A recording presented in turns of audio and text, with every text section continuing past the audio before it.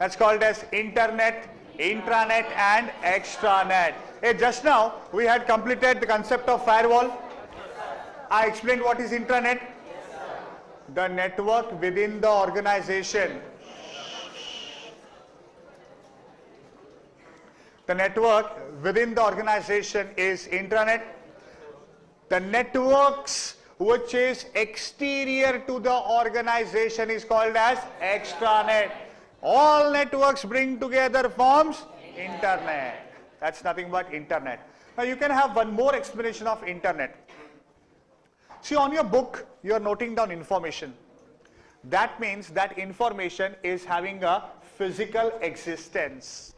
Okay, that is called as physical form of information stored on pages. In the same way, you can have data in electronic form. On the cell phone, you can see some data, but that data is not at all having any physical existence. That is called the data in electronic form. Understanding? And whenever we are having data in electronic form, it is on a web page. So physical form data resides on a piece of paper, whereas electronic form of data resides on a web page. Pages come together to form a book. In the same way, web pages come together to form a site. To form a site, that is website. Books can be kept in a specific manner, in an organized fashion, and that place is called as library. So when all the websites are kept in an organized fashion in a server, it is called as web server. Now all the libraries of the world, I cannot connect it with each other. I can't do that because they are at separate geographical locations. But all the web servers, obviously it is holding the data in electronic form. So this data can be connected with each other. In other words, all the web servers of the world can be connected to each other, and this connection of all the web servers over the world is nothing but something called as internet. Understanding? So technically, internet is also called as World Wide Web. WWW. And it's also called as Information Superhighway, where you can access any information of any type. That is nothing but internet. Now, moving to the applications of internet. Now this topic you will explain me better than I explain you.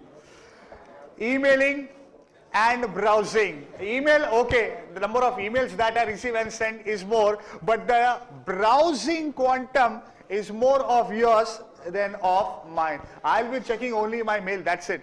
And if at all I have any problem, I approach Google.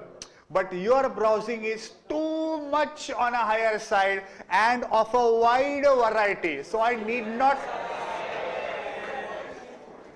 need not explain you browsing. You will teach me browsing. Okay. Fine. Next is called as e-commerce. There is a separate topic of e-commerce which I'll be teaching today itself. So let's not discuss about it. Then electronic discussion forums.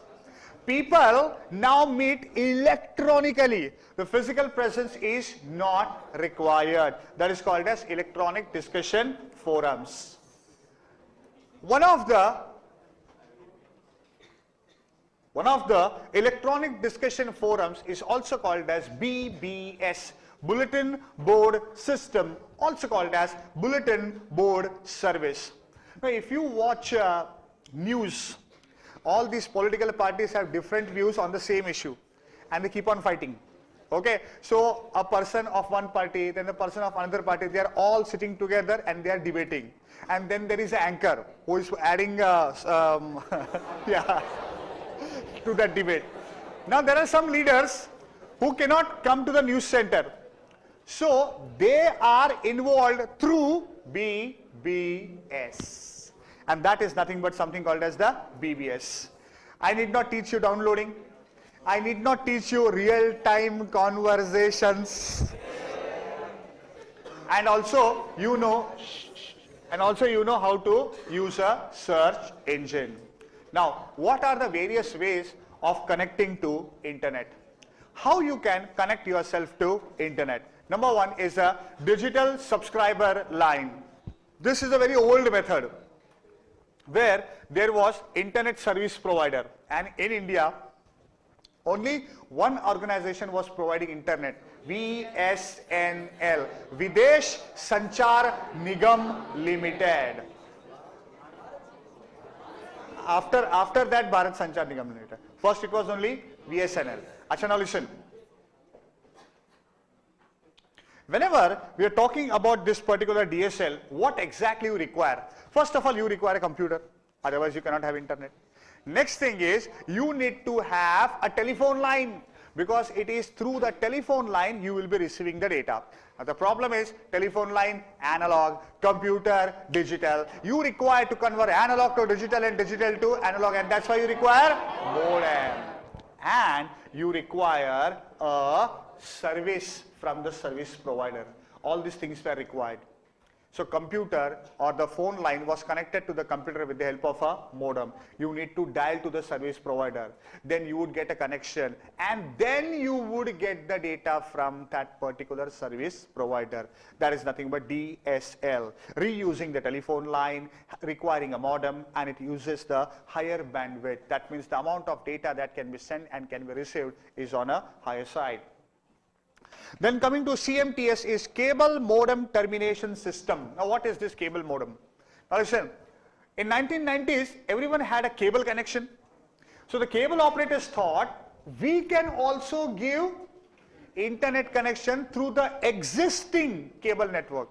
So they approached the service provider, they took a lease line from them, and through the existing cable TV connection they provided what? Internet connection.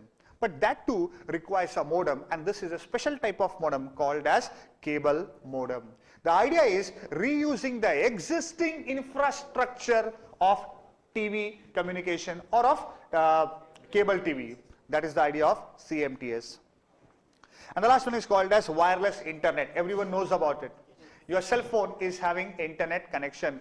Okay, so 2G, 3G, all these are the different dimensions of internet connection, which can give you a speed of around 1 Mbps. And it follows a POP protocol, that is point of presence protocol. When you are present in the network and when you ask for the data, only that point of time you will be given the data by the internet service provider. And that is called as connecting to the internet. Understanding? With this, I have finished off with the first part of networks. It is done. Now we remain only with e-commerce.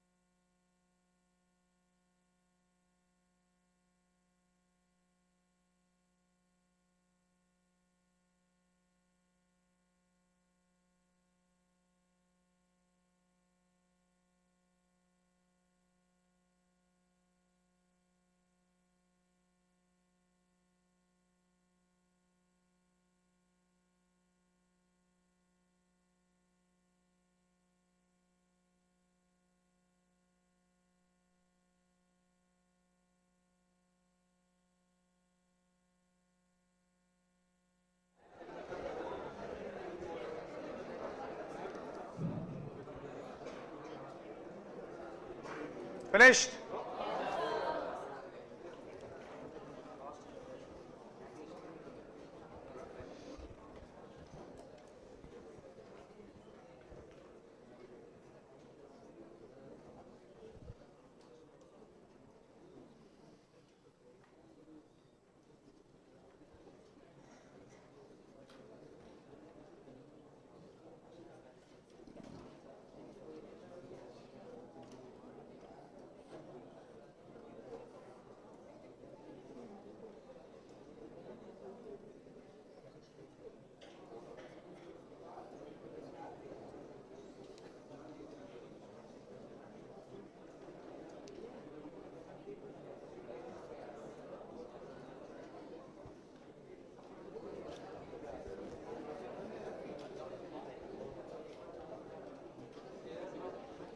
Finished?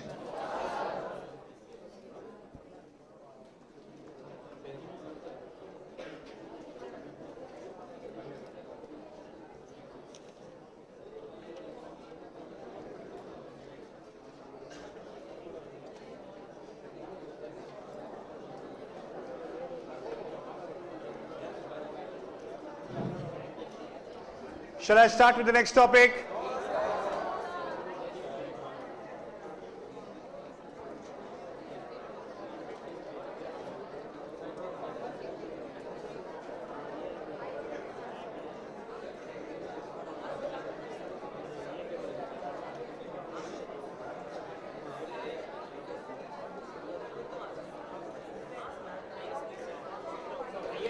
Internet service provider.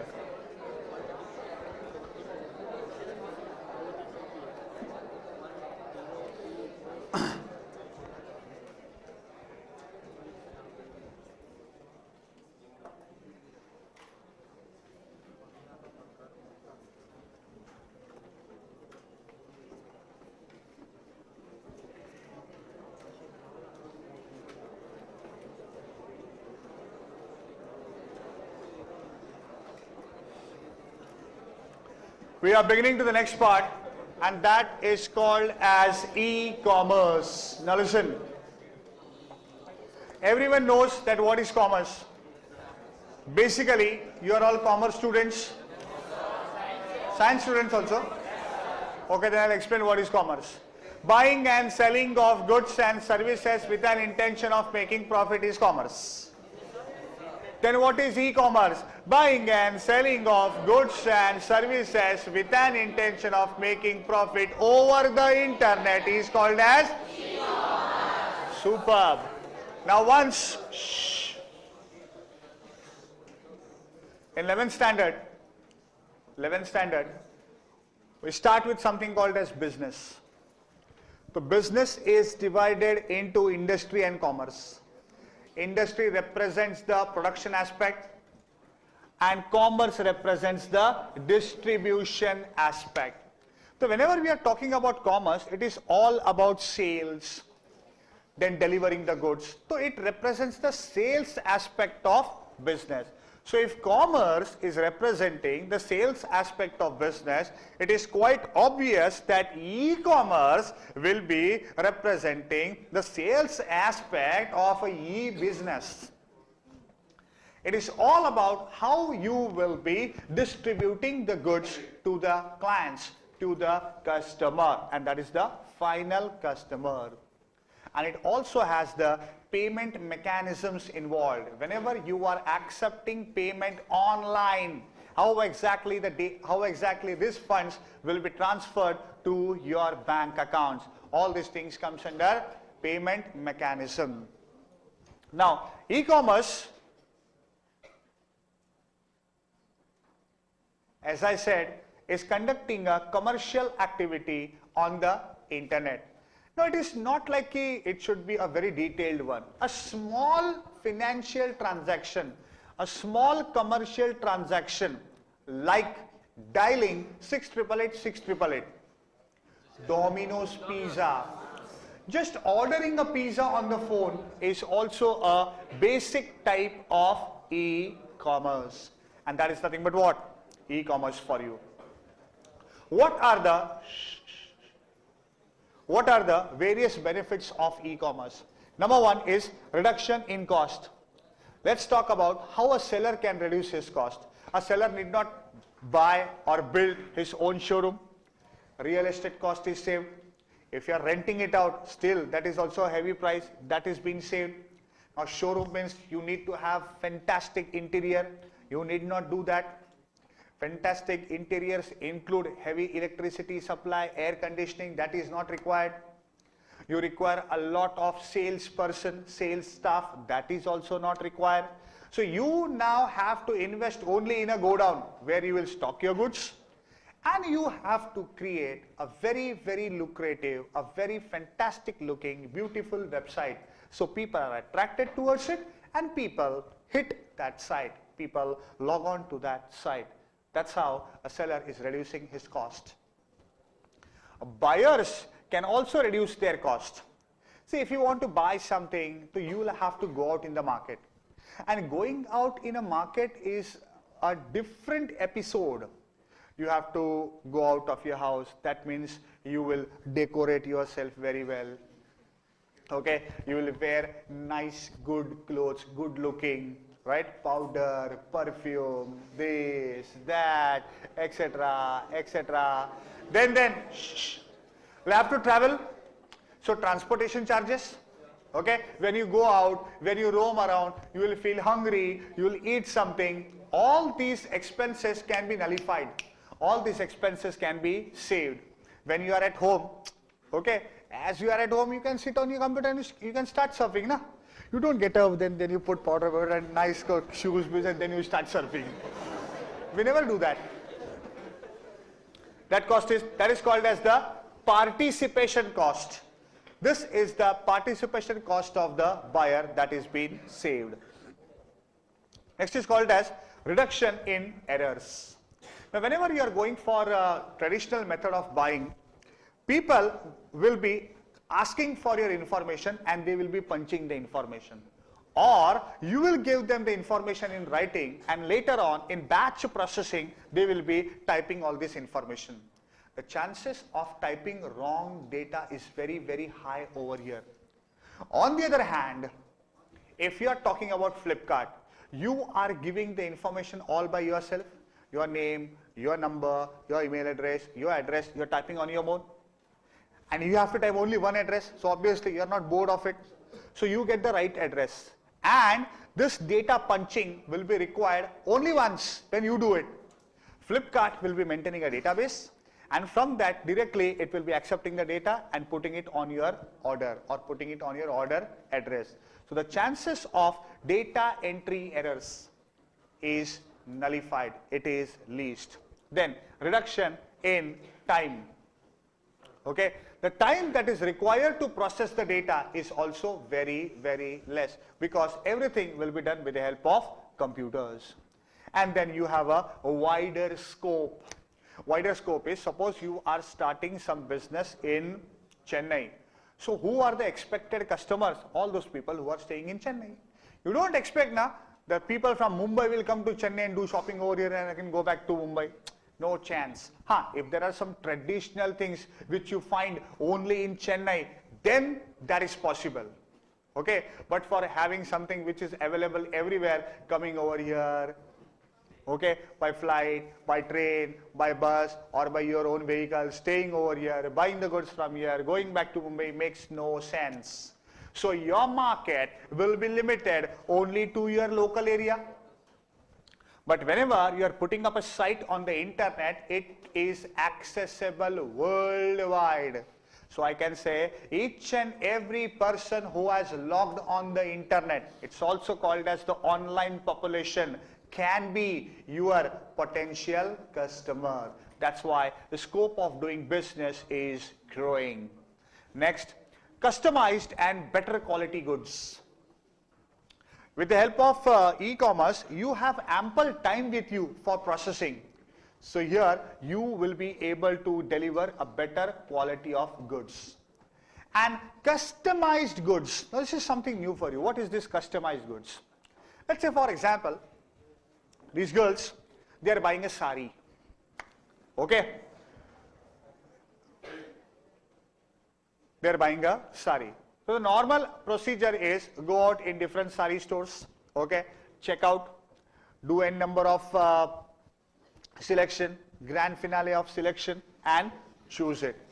Now when they go to marriage and when they see a specific mehendi, they like that mehendi very much, and they desire, if this mehendi design was on sari, how beautiful that sari would look. Then there is no point in taking the snap of that mehendi and going through all the sari shops and checking out whether this design is available on sari. It makes no sense. But with the help of e-commerce, okay, you can approach the manufacturer. Obviously, all these things comes under handicraft. You can approach them, you can take the snap of that mehendi, you can mail them, you can send them this photo and ask them to prepare or to design a sari which will be having this particular design. That is called as customized product. Taking or getting the product or in the way you like it. Writing the name on pen and all these blah blah blah blah blah blah things can be done with the help of what? E-commerce. Next is reduction in inventory. Reduction in inventory. In a traditional system, the product has to be delivered immediately. So the stock which is required to be maintained is also very high. If you are maintaining high stock, number one, your working capital is blocked. Number two, you require more space. And number three, there are chances that this particular product might be obsolete. It goes out of fashion. Then all these particular stock have to be just cleared at a very, very low rate. There's a chance of loss. But on internet, you have ample time to deliver the goods. You can start fetching the goods only when you have the order. So you need not maintain inventory. And there is a new concept called as JIT. It's called as just in time. Obviously, it is a Japanese technique. Here, we will try to use the resources at their optimum level. Suppose I am ordering some raw materials. So a truck full of raw materials will come to my godown. All the goods will be not downloaded actually. It will be offloaded and then the truck will go vacant, right? Next time I want to send some finished goods in the same market. I'll call a truck, it will come vacant, it has to be uploaded and then it will go. Just-in-time technology suggests you plan your logistics in such a way that that truck will be used at optimum level. I'll be calling for the truck service, bring raw materials. So from the market, it will bring raw materials. And once the raw materials are offloaded, immediately the finished goods will be loaded. Okay, it will be loaded and then the same truck will take the goods to the market at the same price. There is one round. In one round, you are doing two work. I mean to say that the resources that you are using should be used in the maximum level. The resources should not be wasted. Then, reduced ecological damage. Obviously, in traditional commerce, you need to prepare vouchers, invoices, and orders. Everything has to be what? Documented. That means you require paper. More paper you require, more trees will be cutted. Am I right or wrong? But with the help of e-commerce, all the documents are online. It is in electronic form. Paper is not required. If paper is not required, there is also no need of cutting the trees. Ecological damage could be reduced. And reduction in advertisement cost. In traditional way, the advertisement cost is very, very high. Okay, you are advertising on television set. It is supreme high. Advertising on radio, putting up hoardings at a very, very crowded area, and all these things are very much what? Costly. But what you can do is, if you are having this, if you are supporting e-commerce, you can have just a logo or you can just have some jingle which will be added in a popular website. People will see it, they'll click on it, and that particular code will take you to the site of the businessman. And that's how you'll be getting more and more customers. So the advertisement cost involved is also very, very less. Next is called as the risk of anonymity. Anonymity means that there is no identity of the person who is selling me the goods. Suppose tomorrow I am purchasing goods from Mr. Raj. I expected it that they will be of good quality. But later I come to know that he has cheated me. No problem, I can drag him in the court of law. Okay, I'll get my money from him, and consumer court is very dangerous. Okay, but if you're buying something from a website and the quality of goods that you're getting is not up to the mark, tell me against whom you will put up a case. But that is the best websites, or they are all genuine websites that are doing this. You are thinking only about Flipkart. I am talking about such a website who is not known much. You are ordering the goods. By God's grace, the goods are coming. Many a times you don't get the goods only money is gone. Now whom you will catch? You will check the IP address. The owner of the IP address, okay, is not traceable. What will you do? You don't have any data of the owner. The owner might be sitting just next to him, but you don't know that he is only that person. Understanding? That's the problem. Then repudiation or denial of contract. You order for some goods. The goods come at your doorstep and you have selected the option cash on delivery. And when the goods come to you, you say, I have not ordered. It will be a loss to the businessman. Understanding? That is the problem of repudiation. Then, lack of authenticity of transaction. Who will authenticate that this particular transaction is a valid one? Whenever a company is getting, do they have any guarantee that this particular transaction is a genuine one? No guarantee. Lack of what? Authentication. Then data loss or duplication. Many times what happens is, you are giving some data on the internet. Okay, maybe you are applying for passport. So today it is all computerized. You have to spend a lot of time, you have to give a lot of details, you have to create a proper mail ID. You have to create, not mail ID, a proper ID. A number will be generated. Okay, and the last step is remaining, submit. And before clicking submit, electricity failure. All the data will be lost. Am I right or wrong? Next time when you start to do it, you try to rewrite it or retry it, you type that ID is already gone. Then again think of something new. That is the concept of data loss. And duplication also occurs. There are some people who like to check what they are doing. They do it again and again. Order, same process they will be repeating. It is confirmed, na? Confirmed, na? 2 times the same order is going. That's called as repetition of the order. Now this won't happen in traditional commerce. I'm ordering for a pen. Hey, pen ka order liya hai na? Haan. Hey, pen ka order liya hai na? Haan, baba liya na. There is someone who is checking it. Here if I give order once, twice, submit button, I don't think it is clicked. Press it once again, submit. Press it once again, submit. 3 times the order will be generated then. That is the problem of duplication. Whenever you are online, you have the threat of attack from hackers. If you have data in physical format, no hacker is going to hack all these things. It is inside a Godrej safe. But the data which is online always have the threat from hackers. Now the next point which I am teaching is actually outdated. Non-recognition of electronic records. Till 1999 or till 2000, if you generate any record, okay, if you generate any contract which is digital, it is not accepted by the law. What law says? It should be on paper, it has to be notarized, right? It has to be registered.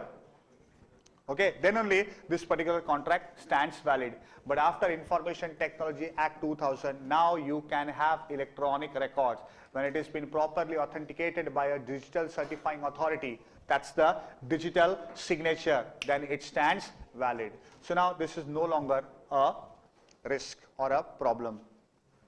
And last is problem of piracy. Everyone knows what is piracy. When one person is buying a CD, 50 others will copy the same CD. That is the piracy. Okay, so this is nothing but something called as e-commerce. What are the different types of e-commerce? Number one is called as B2B. This is a transaction between two businessmen. Raj is the CEO of Sony Corporation India. And Ram Prakash is having a multi-brand electronics showroom in Chennai. It's a festival time, so you know people buy electronics. So Ram Prakash is ordering for 100 Sony Bravia LED television sets from Sony Corporation. Sony is selling it. Sorry, Raj is selling it. Raj is selling it, so he is a seller. Ram Prakash is buying it. He is a buyer, understood, but it is not for his own consumption. Na? Are you going to have 100 televisions at your home? No chance. So he will be selling it further. That is called as seller to seller or businessman to businessman. Now you won't be able to see these websites much because you are not a businessman. Next is B2C. It is a transaction between a businessman and a consumer. Flipkart, Myntra, Jagong, Yepme, all these are nothing but B2C sites where you can buy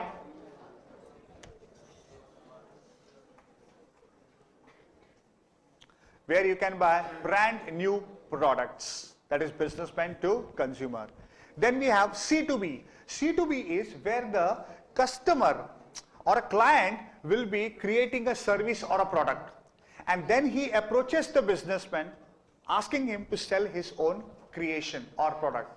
Here the businessman is approached by a consumer, so it is called as C2B. Then we have C2C. It is called as consumer to consumer. We buy some products but we don't use them, then we sell it at a lesser price. We buy some product, we use it nicely, okay, now you are satisfied with it, you are selling it off. Second hand goods is nothing but C2C. OLX, Quicker, okay, all these are nothing but C2C. Then we have B2G, when a businessman is interacting with the government for compliance with the law, then this particular transaction will be called as a B2G transaction. And last is B2E. B2E stands for business to employees. Business to employees. Many a times, why many a times? Almost every time your salary is now directly credited in your bank account by your employer. Am I right or wrong? So this particular transaction is between a businessman and a employee. This is called as business to employee. Understanding? That is nothing but your topic of e-commerce. Now only two topics remaining: mobile commerce and electronic fund transfer.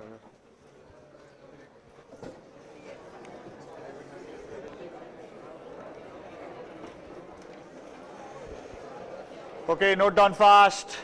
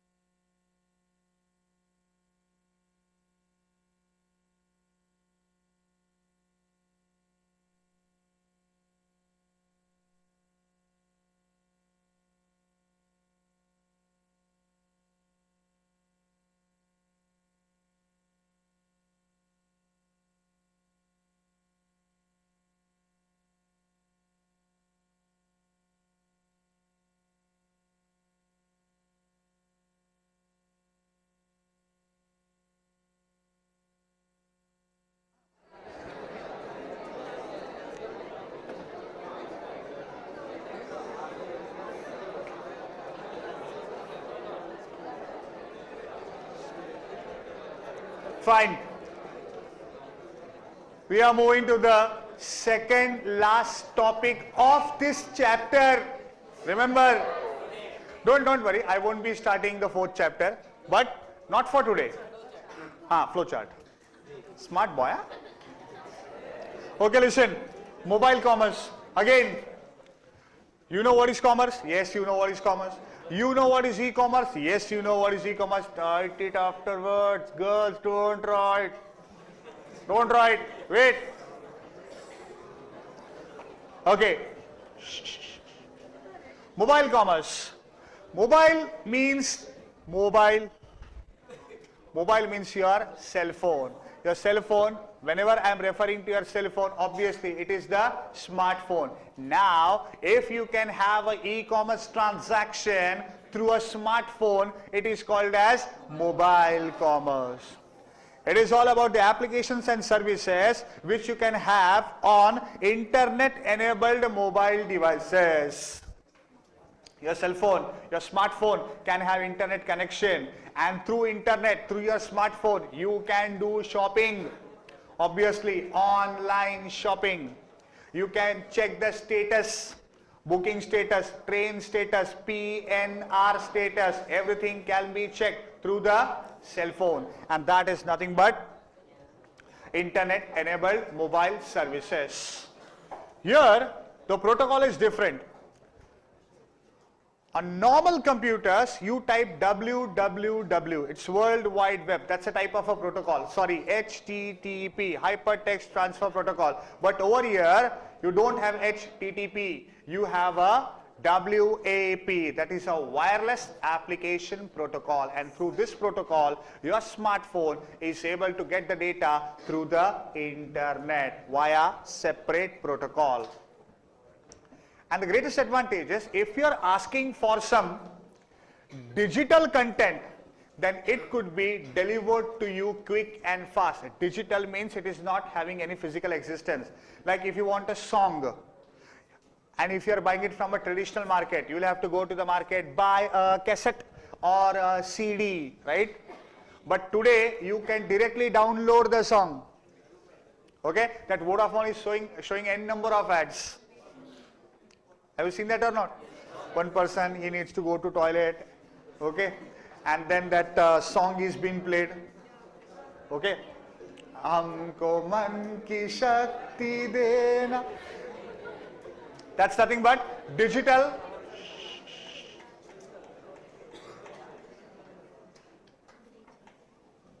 That's nothing but the digital content, and it could be delivered quick, fast and immediate at that point of time only. And what are the various industries affected? Number one is called as the financial services. Like now banking, it can be done through your cell phone. You can buy or sell a stock. Stock means shares through a cell phone. You can check the NAV, all these things about your mutual funds. So financial services, that particular sector will be affected with the advent of mobile commerce. Then telecommunication, obviously this is the mobile, so telecommunication has to be affected. Information services, you can ask for any information from the internet, and that can be done from your cell phone. So information services type of business will be affected. And last but not the least is called as service and retail. Just now, latest I saw a protocol for Flipkart. Now you can Flipkart on cell phone also. So your retail services are also being affected, and that's nothing but mobile commerce. And the last thing after mobile commerce is EFT. It stands for Electronic Funds Transfers. It is basically the payment mechanism that you undertake on the internet. The first one is called as ATM, Anytime Money. Ille. It's automated teller machine. But the perception about ATM is wrong with many people. What people feel is ATM machine is everything. All the data about the bank, about their account, about the money that they have is there in ATM. Just we have to go and swipe the card, and then whatever information we give or whatever request we are giving, that request is processed by the ATM and money comes out. It's not like that. ATM machine, that's the ATM machine, is just playing the role of a client. It's playing the role of a client. No information is available on the ATM machine. Nothing is available on ATM. ATM will be playing just the role of a client, in this case a watchman, that's it. You swipe your card, you punch the pin, okay? So it will be checking. Now when you swipe the card, your account details are being captured, and your pin, whatever you are giving, that is taken from the database, that has been cross-checked. If it is not matching, your card will be thrown out. I mean to say, your service, your request will not be served. But if everything is proper, then this particular ATM will be connecting to the server which is in the bank. Okay? So basically, this ATM will be connecting you to the server in the bank. So don't you think it is playing the role of a client? Okay, so you are asking for the balance. It is taken from the server. ATM is not having anything. You are asking for withdrawal. It is checked whether you have that much balance in the bank. Then only the money you can withdraw. All such things can be done with the help of ATM. Next is called as POS. It stands for point of sale. A point of sale means whenever you are swiping your credit card or debit card, what you see is one slip comes out. You sign it and that's the end. But that is not the story. You have a lot of things happening in the background. When you go to a merchant, a vendor, you buy something, and when you swipe your card, actually that particular machine is dialing the merchant banker, means the banker of the merchant. All this information is passed to the merchant banker. And the merchant banker will be connecting to the consumer banker, that is my banker, and they will check whether this account is right, whether this name is right, whether this branch is right, whether this much money is available in the account when my bank, that is the issuing bank or the consumer bank, will give confirmation. Then only that merchant bank gives confirmation, go ahead to that small machine, and then only that slip will come out. After the slip comes out, after I sign it, then the next day all these slips collected from the merchant, by the merchant, will be deposited in the merchant banker, and depending upon the issuing bank, all these slips will be sent to the issuing bank, and then the issuing bank through the RBI, that is the clearing house, they will be transferring the funds to the merchant banker, and any point of time the merchant can withdraw the money from the bank. This is called as point of sale. This is also called as an online credit transaction. Then we have a pre-authorized transfer. Many a times we give instructions to the bank. You are supposed to pay this and this at a specific point of time. Many a times when you buy mutual funds, you go for SIP, systematic investment plan. In the form itself, you give the name of the bank, then the NEFT number, you give a copy of the check by cancelling it. So the mutual fund will be now connected directly to your bank. And at every specific day of the month, the amount is being reduced. This is called as pre-authorized transfers. I have already authorized my bank to make the payments. That's called as pre-authorized transfers.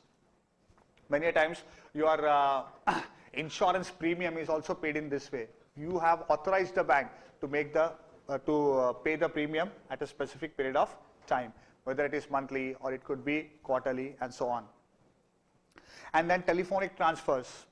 It's very much like net banking, but in net banking internet is used, and here it is phone banking. You call the bank, you give your customer ID, password, all these things, and then you tell bank what is required to be done. So the bank will work on the instructions given by you, and it has to be the telephonic instructions. With this I have finished off with EFT, and with this I have finished off with chapter number 3.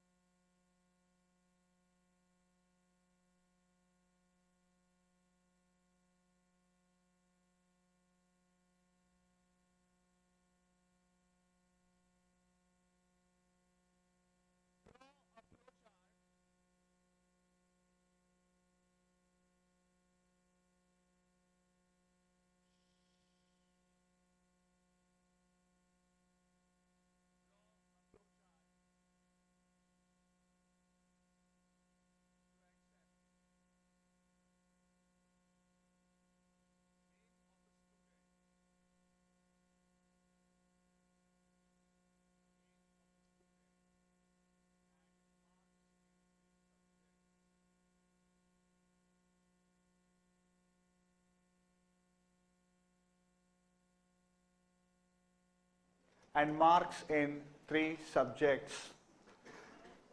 Calculate total and average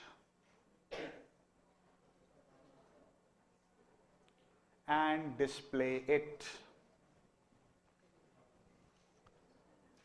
Calculate total and average and display it. Now listen, hello, hey, wait, I'm doing it. Please don't write, concentrate hard.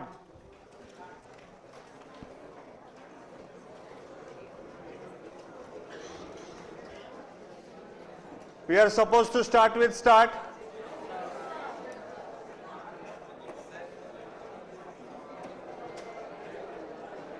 Shh.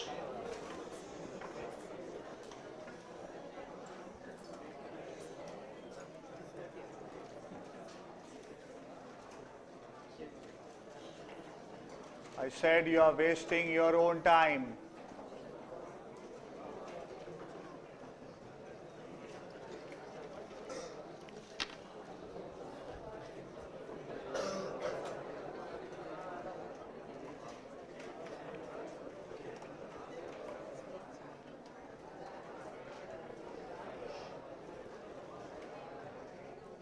If this goes on, I'll have to extend the lecture till 12:30.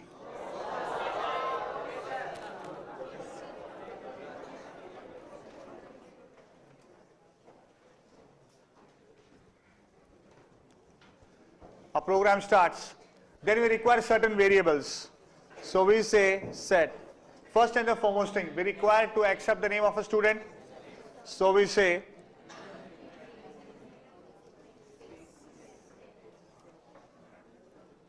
then we require marks in 3 subjects.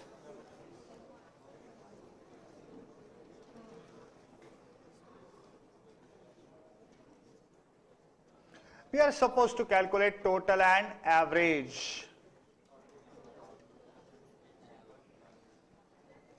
All the variables are been declared properly. Nothing is left out. Okay, we will put this inside the processing box because we are declaring the variables inside memory. Now, what input is required by the user or by the computer has to be given.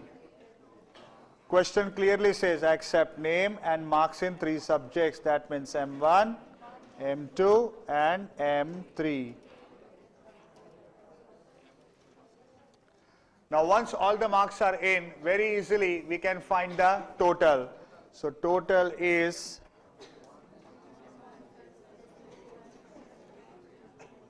and once the total is ready, in the same box you can calculate average also. So average is, now this is a processing box. Now once the total and average are ready, we are supposed to display it. So display name, total, average, and then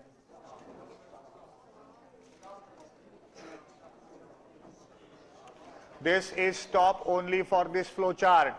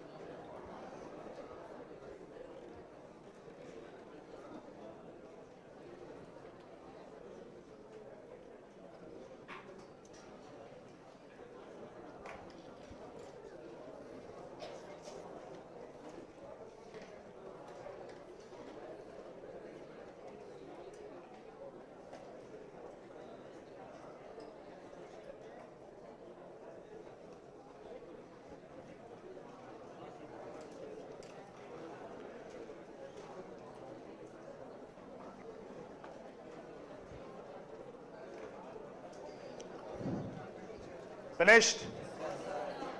Draw a flow chart.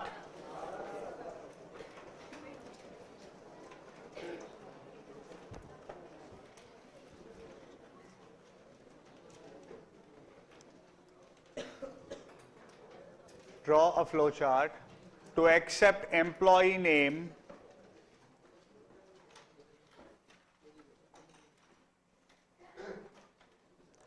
and his basic salary.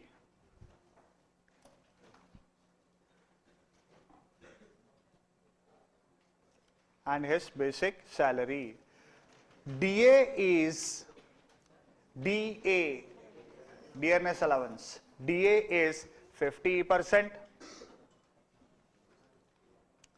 HRA is 25%. And conveyance is 10% of basic salary.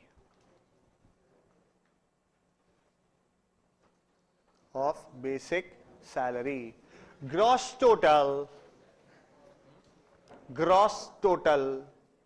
salary is the sum total. Gross salary is the sum total of all earnings.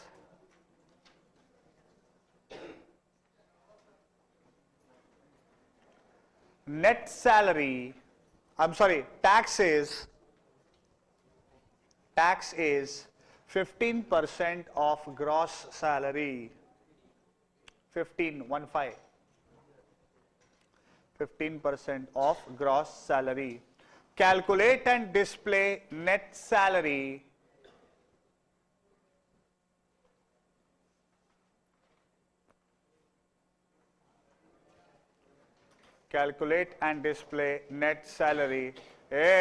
along with employee name.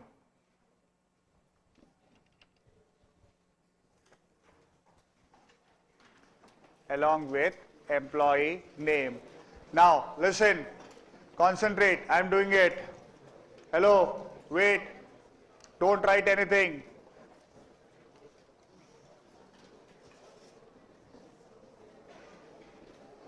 One thing is for sure, we are supposed to start with start.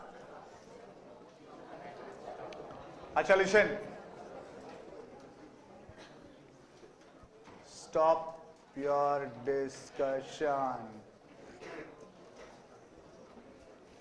Hey Anna, hello. Wait 10 minutes more, wait.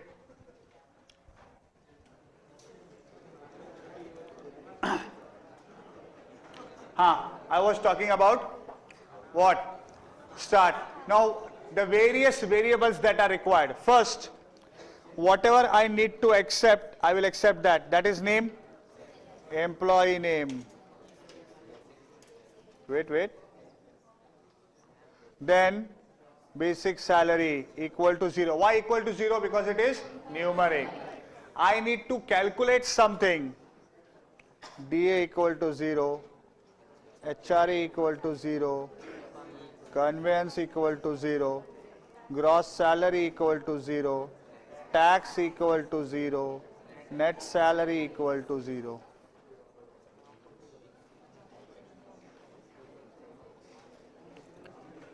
Understanding this much? Please don't write, concentrate. Completion is not a task, understanding the things is a task. Put your pen down. Pen niche rakho. Acha, now listen. Once all the variables are initialized, we should think about input. What we want input. So we say input. There are only two things input over here. Employee name and basic salary. That's it. Don't write anything extra. You will lose marks. Okay. Now all the calculations. DA is 50%. So DA, now all the school method you should be using a basic into 50 divided by 100. HRA equal to basic into 25 by 100. Conveyance equal to basic into 10 divided by 100. Gross salary equal to basic plus DA plus HRA plus conveyance. Gross salary is ready. Tax equal to gross salary into 15 divided by 100. Net salary equal to gross salary minus tax. All this in one single processing box. Net salary is required to be displayed along with employee name. So display employee name and net salary. This is display, this is output, and after that of this flow chart only. Take down.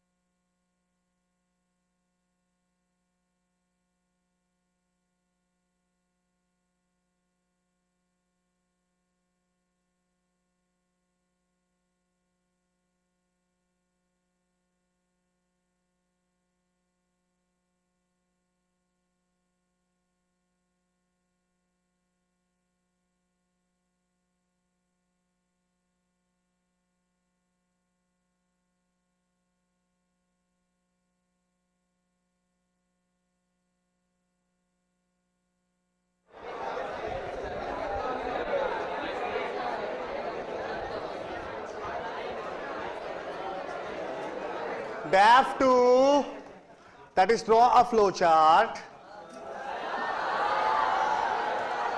Draw a flow chart. Are you draw a flow chart? Hey, draw a flow chart. Draw a flow chart to accept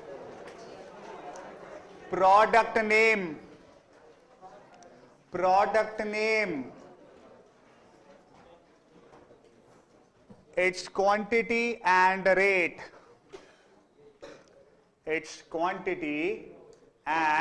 rate, calculate price,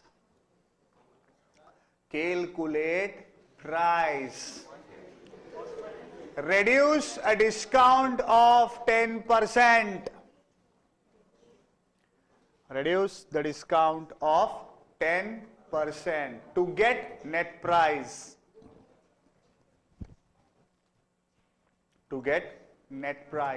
And display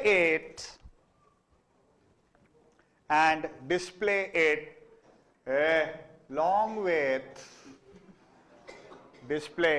along with product name. You are supposed to do it. Now try it.